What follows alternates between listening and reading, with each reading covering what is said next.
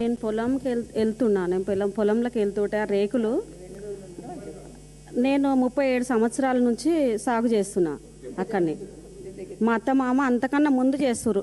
మా అత్తమామ చేసి ఒక 40 ఏళ్ళు చేయొచ్చు వాళ్ళు. నేను 37 సంవత్సరాల సంది నేను చేస్తున్నా. ఎవరో ఒక ఆయన వచ్చి మొత్తం దోసుకుంటుండు, అక్కడ భూములన్నీ దోసుకుంటుండు.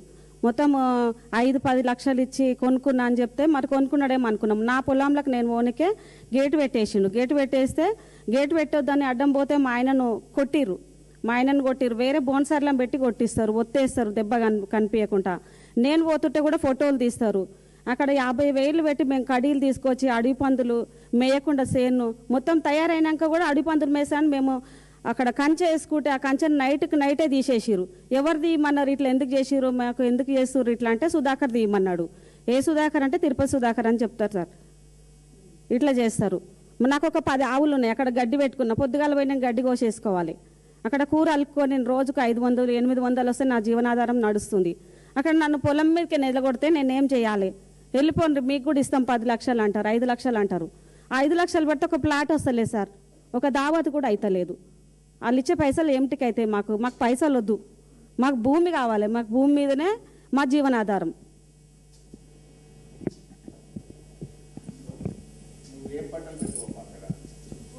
కూరలు పోస్తా సార్, పచ్చకూరలు పోస్తా. ఆవులు ఉన్నాయి, 10 ఆవులు ఉన్నాయి.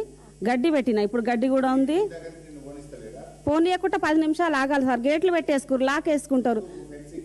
చుట్టూ ఫెన్సింగ్ పెట్టిరు, పోనిస్తలేరు.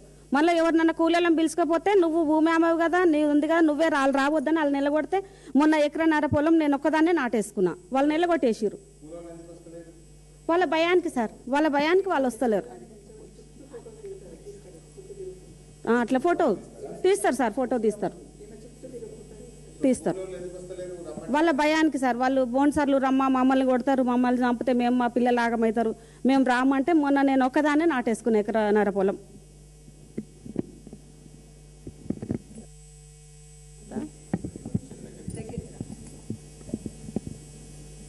మా మామ పేరు జంగయ్య, మా ఆయన పేరు గుడాల బాబు. మేము మా అత్త మా మామ కందులు జొన్నలు 70 ఏళ్ళ నుంచి ఉన్నాము మేము భూమి మీద. నా పెళ్ళయి 20 సంవత్సరాలు. నేను వచ్చినాక కూడా మొన్న దాకా 3 సంవత్సరాల దాకా వేసినాం పొలము.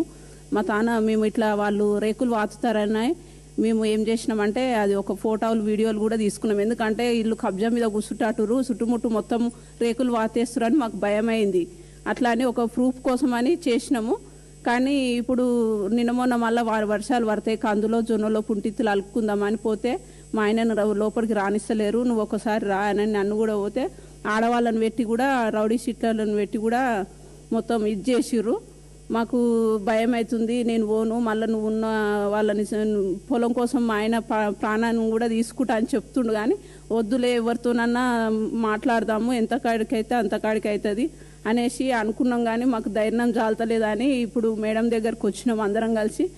ఎట్లా చేస్తారో అని మాకు కేసు కూడా పెట్టిరు సార్. మా ఆయన మీద ఒకసారి కేసు పెట్టిరు.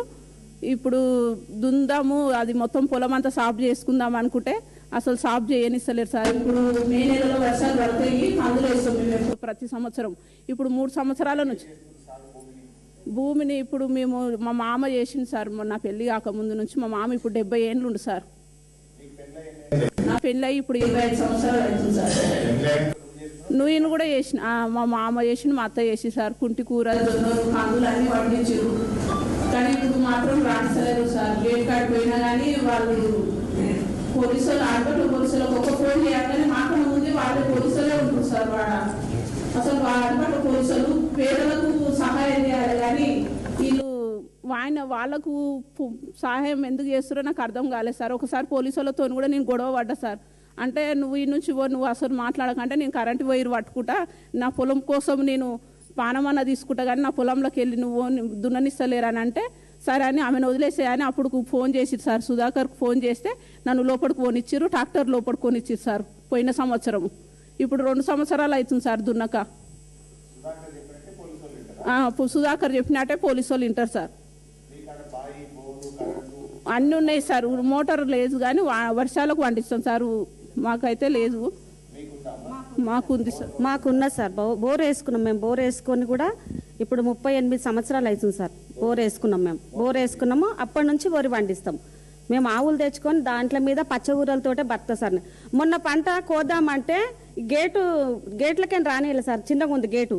ఆ గేటు పెడితే ఎక్కడ మన రాగన్నగూడ నుంచి అవతలకేని తెస్తే అక్కడ నుంచి వాగు వచ్చింది. వాగు వస్తే ఒక నెల రోజులు వాగు మిషన్ రానియలే. ఆ నెల రోజులలో నా చేనంతా ఖరాబ్ అయిపోయి 40 సంచులు అయ్యేటి 25 సంచులు అయినాయి సార్.